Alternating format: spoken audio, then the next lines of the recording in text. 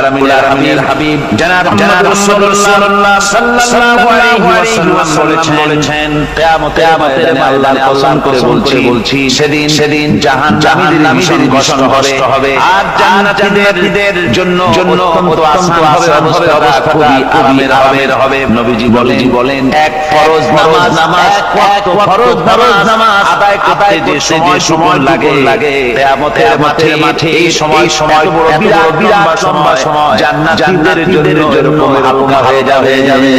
সুবহানাল্লাহ। হযরত আবু সাঈদ রাদিয়াল্লাহু তাআলা হাদিস বর্ণনা করেছেন এক ওয়াক্ত নামাজ ফরজ করতে যতটুকু সময় লাগে এতটুকু সময়ের ভিতরে জান্নাতীদের কারবার শেষ হয়ে যাবে। সুবহানাল্লাহ।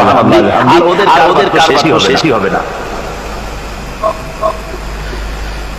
ويوم تشقق السماء بالغمام ونزل الملائكة تنزيلا ফেরেশতা দেখতে চায় সেদিন আসমান বিদীর্ণ হয়ে মেঘ পুঞ্জ বেরিয়ে প্রকাশ করবে তার ভেতর থেকে ফেরেশতারা ক্রমাগত নাযিল হতে থাকবে। আর অবস্থাটাই হবে আল মুলকু ইয়াওমাইযিল হাক্কু লির-রাহমান ওয়া কানা ইয়াওমান আলাল কাফিরিনা আসীরা। আর সেদিনে বাদশাহী হবে কেবল মানিন وكان يوما على الكافرين عسيرا। আর সেই কিয়ামতের দিন সেই সময়টা হবে কাফেরদের জন্য বড়ই কঠিন।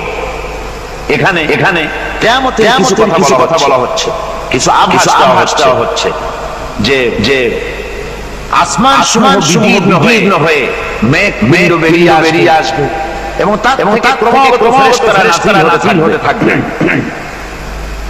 আল্লাহর হাবিব বলেছেন কেউ যদি কিয়ামতের দৃশ্য দেখতে চায় সেজন্য সূরা আশ-শামস কুবিরাত ওয়া ইযা সামাউ ফাতারাত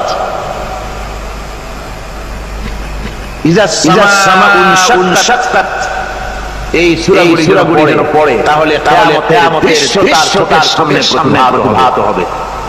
কিয়ামতের দৃশ্য কেমন হবে সেই সূরাগুলি তেলাওয়াত করলে বুঝতে পারবে। যেমন আল্লাহ পাক বলছেন ইযা সামাউ ফাতারাত ওয়া ইযাল কাওয়াকিবু তাফতারাত ওয়া ইযাল বিহারু ফুজ্জিরাত।